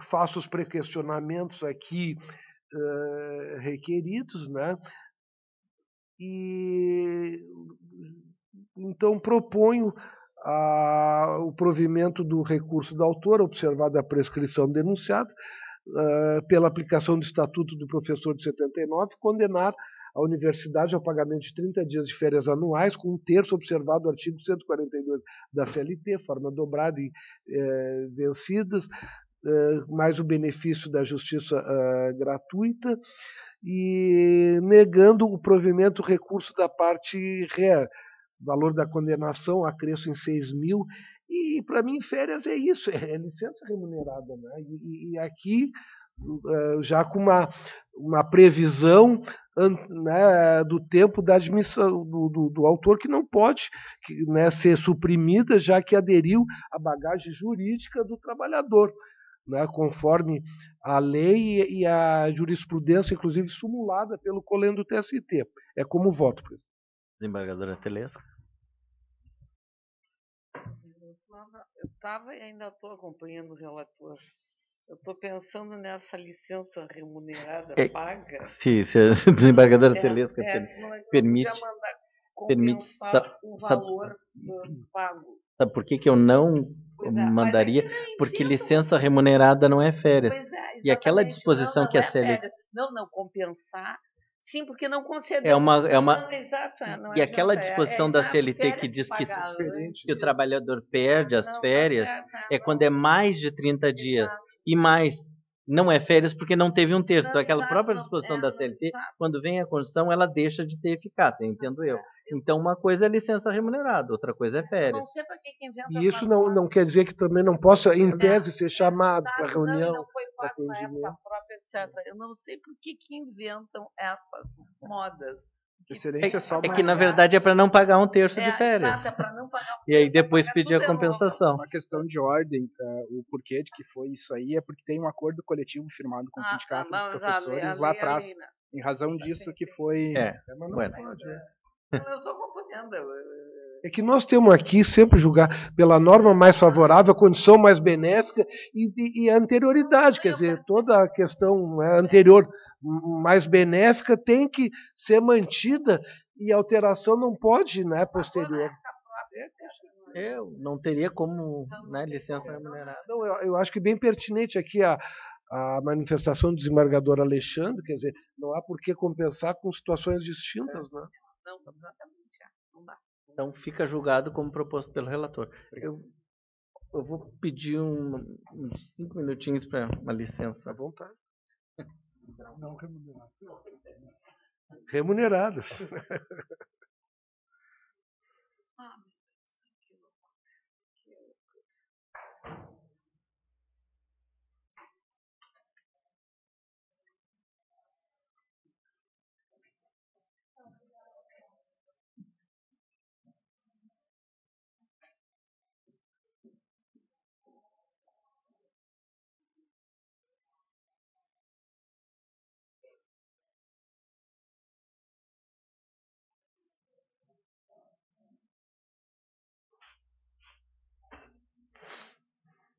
Eu espero que nosso país, o Brasil, que eu quero é que o professor ganhe tanto quanto o político. Ou o professor ganhe mais, ou o político ganhe menos.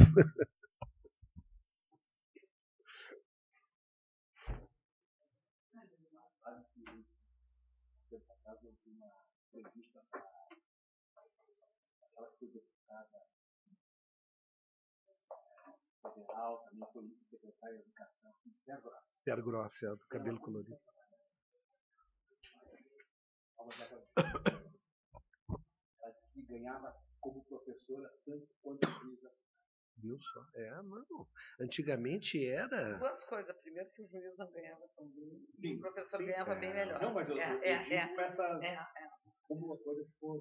Mas ao longo do tempo a gente tem professor, tinha um destaque na sociedade, o bancário e tudo. Ao tempo todas foram, né, ganhando cada vez menos e hoje ganham quase que um salário de fome, né? Ninguém mais quer ser professor. Eu não, também, porque... Eu não filho.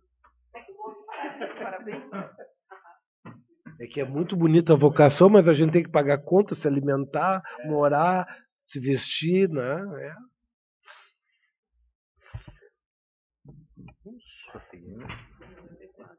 Processo número 94 da pauta, 21.753-36 de 2017. Sustentação oral, doutora Luciele Breda, pela recorrida reclamada AstraZeneca do Brasil Limitada. Havia comparecido anteriormente. Mas eu acho que nem podia vir fazer sustentação. Porque outro dia, a mesma reclamada, eu fiz uma adequação aqui no 94, tentou né? muito aqui que 2 testemunhas dela não puderam ir e iam justificar. Agora aqui não, o reclamante pediu com antecedência e a audiência inicial não causava prejuízo a ninguém. Aliás, entraram com embargos exatamente daquela situação. Então está sendo julgado e eu estou explicando que ela ficou sabendo 6 meses antes. E aqui Não veio advogada, né, em 94? Não, ela havia comparecido anteriormente, manteve a sustentação, mas não há nenhum indicativo que retornaria. Acho que eu fiz uma adaptação aqui no voto, né? Eu acho que podemos... Está muito bem. Julgar, né? Sim. Perfeito. Né? Processo número 101 da pauta 20.782-46 de 2015. Inscritos: doutora Patrícia de Oliveira Caetano pela Petrobras, que declinou, e o doutor Jonathan Rosa, pelo recorrente reclamante. Está presente? Está presente. Vamos ouvi-lo. Esse é da relatoria da desembargadora Telesco. Já estou querendo relatar o de Vossa Excelência. Eu não sei quem foi que esses dias relatou o voto do outro. Do dia teve, não. Doutor, tem a palavra por 10 minutos. Só o recurso reclamante foi provido? Não, parece que não. Ah, não, tá, então é o voto que está aqui, não é desse processo. Não, Mas então, de início, eu gostaria de cumprimentar a turma, os advogados e os demais aqui presentes, e de forma bem sucinta aqui demonstrar o equívoco que cometeu o perito na sua conclusão pericial, que foi a base do fundamento do juízo de origem para julgar improcedente a ação. Até porque pretende o recorrente ver reconhecido o nexo de causalidade existente entre doença ortopédica que ele teve no dedo polegar esquerdo, dedo polegar da mão esquerda, né? E as atividades que ele desenvolvia para as reclamadas. Isso porque a sua atividade base, que ele fazia, rotineira, era basicamente acoplar na parte traseira dos caminhões da Petrobras algumas mangueiras, tá? E pressionar, se manter pressionando ele durante um tempo, ele fazia várias vezes e tinha necessidade de pressionar pelo fato da pressão do combustível ou do gás, né? Isso exigia um determinado esforço, né? Apesar disso, essa atividade foi comprovada nos autos, em controvérsia, concluiu o perito que a moléstia ortopédica que desenvolveu na mão esquerda foi devido a uma suposta atividade de pandeirista, quem tocaria pandeiro em uma banda de pagode, e que foi essa razão de, enfim, ter ocasionado aí a doença ortopédica, uma espécie de tendinite na mão esquerda dele, né? O que acontece é que o que causa estranheza na conclusão pericial, de início, é que o reclamante é destro, né? E mesmo ele sendo destro, imagina-se que uma pessoa que vá, enfim, manusear um instrumento como é o pandeiro, né?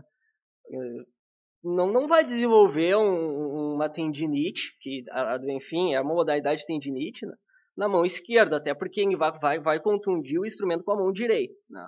Outra questão é que a prova dos autos, tanto na audiência de instrução, ficou demonstrado, não ficou comprovado de que essa atividade dele de pandeirista era rotineira, né, que é uma característica da própria doença em si.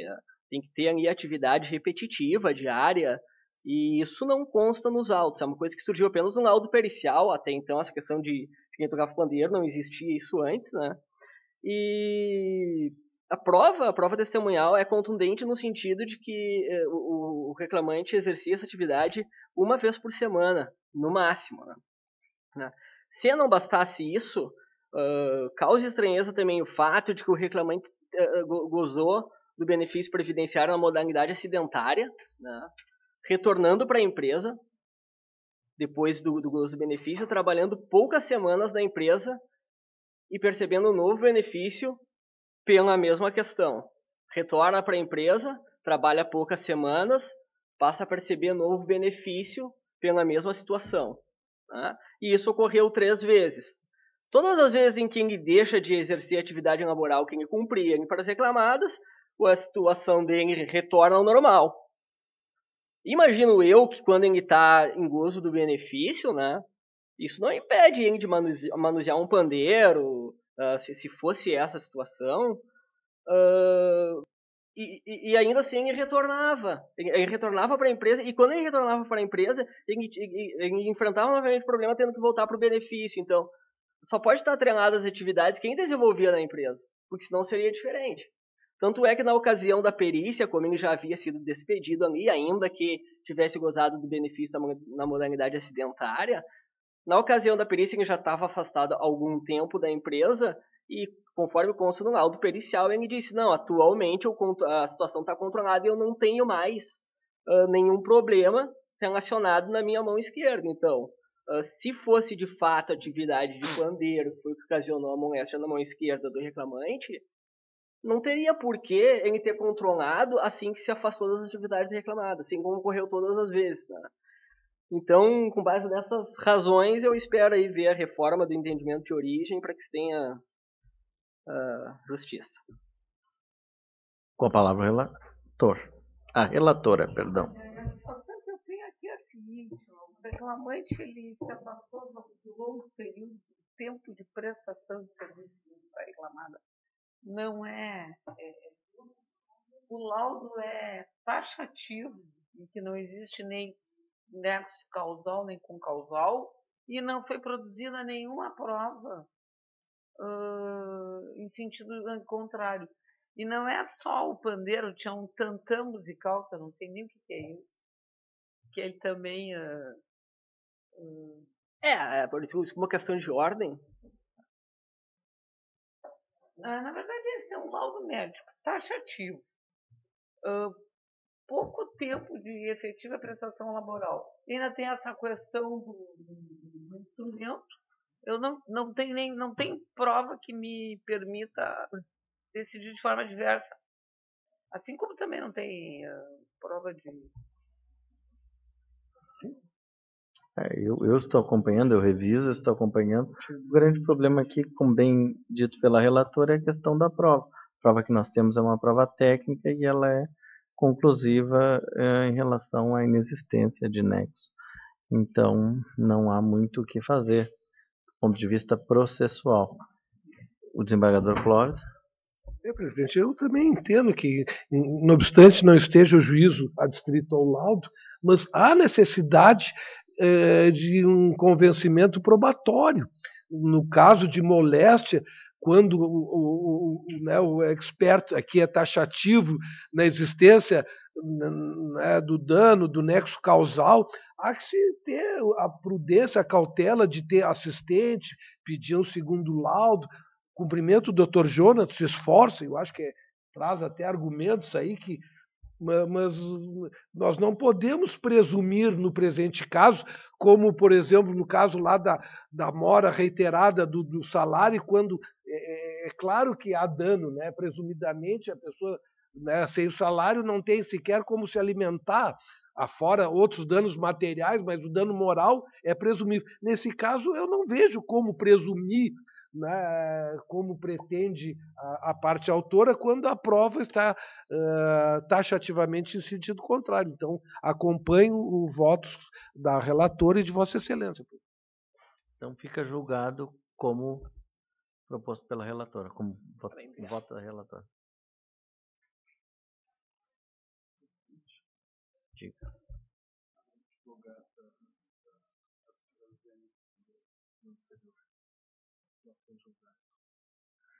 Foi julgado.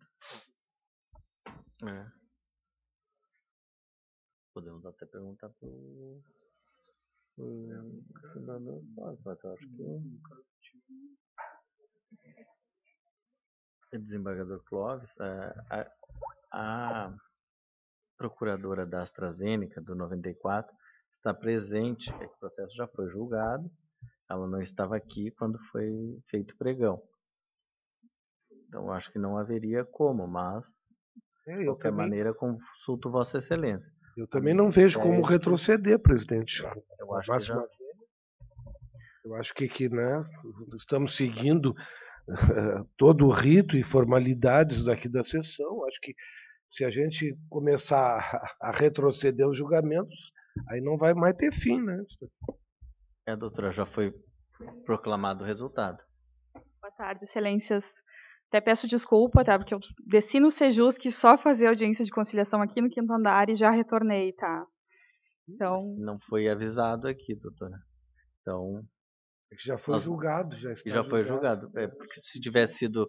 Porque normalmente, se há o pedido do advogado, nós esperamos, como fizemos hoje, no início da sessão, e não houve nenhuma indicação, então nós 94, até perguntamos, né? Enfim. Mas também a decisão. A decisão... É que tinham questões bem importantes nas contrarrazões, doutores. mas já foi julgado. Foi tudo examinado, ponderado. E a unanimidade, doutora. O voto do relator, ele não deixa dúvida nem para as contrarrazões. Eu vou falar aquilo que eu falei.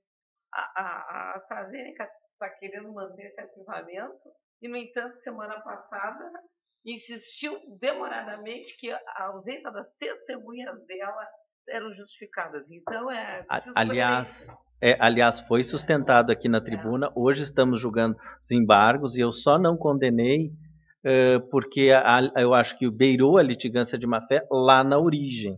Né? Mas eu dei provimento para explicar nesse desembargos que a AstraZeneca sabia com 6 meses de antecedência da audiência, e só 6 dias antes 3 meses de antecedência e 6 dias antes ela... A ausência de testemunha, porque ela vai assim, qual é o prejuízo de uma audiência inaugural que não aconteceu nada para reclamada, tanto faz a audiência ser hoje ou daqui a um mês. Bem, desculpe, doutora, atrapalhar a pauta, tá? Muito obrigada. Obrigado. Processo número 102 da pauta, 20.820-13 de 2015, sustentação oral do Dr. Rogério Rangel Raif, pela recorrente reclamada BRF-SA. Doutor Rogério, tem a palavra tem por o resultado ou primeiro? Peraí. O senhor não teve acesso? Não, é que eu não tive antes o acesso. Então, leia, porque eu acho que não deveria sustentar todo o respeito. Não, perfeito. Incluir os honorários advocatícios. Perfeito. E absolver apenas disso. Me permite tirar uma foto? Pode. Eu não tenho nenhuma divergência com o voto condutor. Eu estou concordando também. Muito obrigado, boa tarde. Boa tarde. É que tinha adesivo. E aí estamos negando acesso a...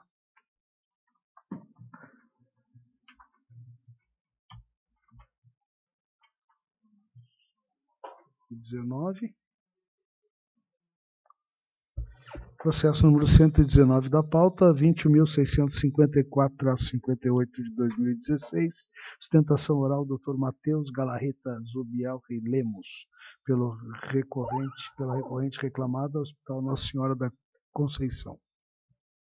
Com a palavra, Dr. Matheus, por 10 minutos. Boa tarde, presidente. Boa tarde, Dr. Clóvis, doutora Telesca. Nesse processo, o hospital foi condenado a pagar R$25 mil em danos morais mais honorários. Diante da proposta de voto, eu venho pedir só a diminuição do valor da indenização da tribuna, por 3 razões, que eu vou expor bem brevemente. A primeira é a prova dos autos que foi fornecido o EPI para o reclamante. Eu peço, tanto o reclamante como a testemunha que ele levou informaram isso nos autos. Eu peço licença aqui para ler o trecho do depoimento da testemunha. Que o coletador usa avental e luvas, e em alguns casos usam máscara, quando é exigido em razão de doença contagiosa. E peço licença também para ler um trecho do laudo em que o perito destaca. O reclamante refere que sempre que havia suspeita de infecção por doenças infecto-contagiosas, havia identificação à beira do leito do paciente, e os funcionários do referido nosocômio eram obrigados a utilizar EPIs, como máscara, avental e luvas. Refere ainda que esses materiais estavam disponíveis para o uso dos funcionários, e refere ainda que recebeu treinamento de como utilizar EPIs quando foi contratado pelo Grupo Hospitalar Conceição. Então, o reclamado entende que há prova suficiente nos autos do fornecimento de EPIs. Desse trecho que eu li, eu faço um gancho para expor a segunda razão, que a gente entende que dá para diminuir o valor da condenação. Que, como dá para perceber, então, os EPIs eram fornecidos e havia preocupação do reclamado na sua utilização, inclusive obrigatoriedade. Eles sempre foram utilizados e ainda os pacientes que tinham que já estavam identificados como portadores de doenças infecto-contagiosas estavam identificados nos leitos, que demonstra a preocupação do reclamado também. O reclamado também juntou o PCMSO nos autos, que ajuda nessa comprovação, então se entende que havia de fato essa preocupação.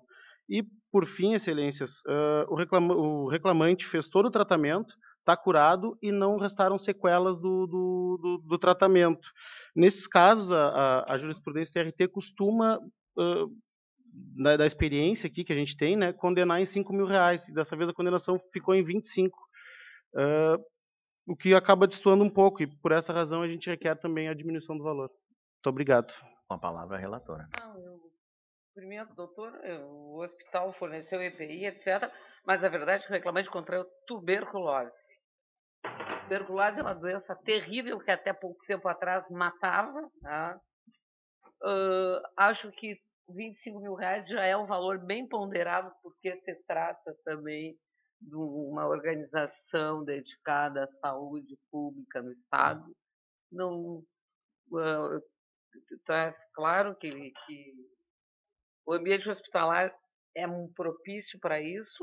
Nem sempre o hospital tem, inclusive, como saber que a OB já é portador de doença infecto-contagiosa. Qualquer contato já seja, eu não tenho dúvida quanto ao valor, doutor. Já é, considerando o hospital, que eu acho que presta um grande serviço para a comunidade. Eu, considerando o tipo de doença, eu estou acompanhando no valor. Se fosse talvez alguma coisa não tão grave, mas como aqui a indenização em razão do dano, né, que teve o trabalhador, eu estou acompanhando a relatora, o desembargador Clóvis. Em função da superioridade hierárquica do empregador, ele tem que ser um exemplo legal e moral. Quando se trata de um hospital gerido pelo órgão público, a mim me parece que com mais rigor devem ser observadas todas as normas de higiene e segurança do trabalho. E eu, inclusive, a pedido, eu divirjo até, não cheguei a apresentar, mas vejo que deveria ser aumentado o valor da condenação. Acho também muito baixo. Não apresentei, porque normalmente quando o valor é razoável, entendo, mas se houvesse aqui proposta de majorar, eu acompanharia com toda a convicção. Acho muito pouco pela situação gravíssima dos autos. Se sabe a situação, por inúmeros processos, a situação calamitosa de gestão nesse hospital, as situações lá de descumprimento generalizado das normas trabalhistas, e nós temos que pensar em ser mais rigoroso, porque esses valores estão sendo insuficientes, né, para reparar o dano e para ter uma atividade, também uma sanção de forma pedagógica, disciplinar, para que não se banalize essas situações de extrema gravidade, atentando até mesmo à própria dignidade da pessoa humana e a valorização do trabalho, que se constitui em princípios e valores da República previstos no artigo 1º da Constituição Federal. Precisamos ser mais rigorosos. Eu, por mim, se fosse relator, iria, no mínimo, dobrar esse valor. Mas, em homenagem à brilhante relatora e ao presidente, estou acompanhando o voto. Então, fica julgado, doutor, como proposto pela relatora. É um absurdo isso. Acho que a relatora já levou em consideração ao manter... É uma doença grave, é um tratamento demorado, doloroso, é inadmissível que se trate de forma assim tão banal, algo tão grave para os trabalhadores, para a sociedade, para os usuários, como nós estamos vendo aqui de forma reiterada, né, e vergonhosamente, né, em vários casos. Não é o primeiro nem o segundo que eu tenho visto. Trabalhava na Secretaria Estadual de Saúde, que ela fazia esse controle. Inclusive, de não visitar as pessoas em casa para ter certeza que estavam se tratando, etc. Porque é violenta e extremamente contagiosa. Sim. Eu, como relator, vou propor o valor mais severo pelas situações aqui que eu tenho assim me indignado, né, visto lá no meu gabinete como relator. Doutor, então fica julgado nos termos do voto da relatora. Tá bom. Muito obrigado. Boa tarde.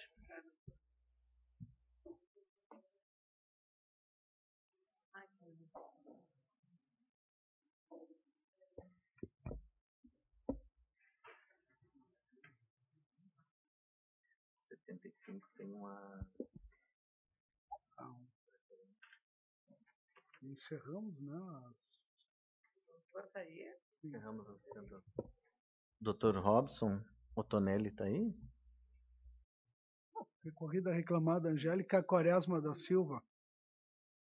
Não. É que isso daí não é nada perto do... A pessoa vai ficar longos meses em tratamento doloroso. Fora sequelas que talvez... Uma coisa horrível, uma coisa horrível. Só quem conhece, né? Antigamente morria todo mundo. Sim, sim.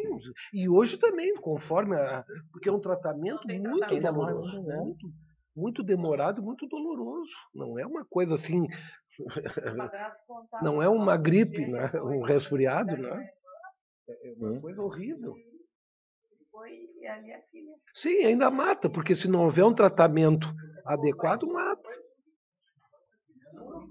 Eu digo, se não é uma sentença de morte, mas ainda está próximo a isso. Há uns 90 anos atrás, mas não importa, porque era assim, né? Sim, antes, e a pessoa fica sem condições, fica com a imunidade baixíssima.